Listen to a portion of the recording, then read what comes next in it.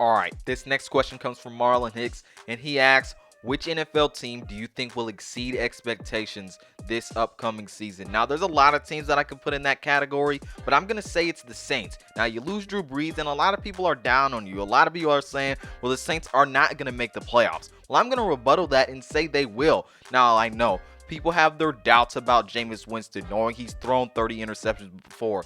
But look what he has around him. He has a great offensive line. He has Michael Thomas, who is probably the most reliable receiver in the game and can catch a lot of balls for you. And you have probably the most versatile guy in the game in Alvin Kamara. And you have a great play caller, a top 3 head coach in Sean Payton. So, Jameis Winston is in a great situation around him, and when we look at the Saints team as a whole, looking at the other side of the ball, they're still going to have a top 5 defense this year. So, other than the quarterback position, everything is set. But when you have that worry, it is at Jameis Winston, but you don't have to worry a lot because of what Jameis Winston has around him. And this is a guy who has thrown for over 5,000 passing yards before. He can sling it. He just needs a good offensive play caller that'll help him along the way. And I think Sean Payton is the perfect guy to do that. The success for the Saints starts at the quarterback position, and I think Jameis Winston will be really well set up to really excel as the Saints quarterback this year, already knowing what the Saints have on that team.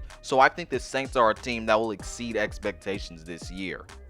And if you want to get your questions answered on the show, please make sure you go to my community tab section every Monday and post under the prompt your NBA or NFL question under the specific date that the prompt tells you to. Just make sure you put it under the right date so I'll be able to make sure I can get your question in the right time, because if you don't put it under the right prompts, I probably will not see it.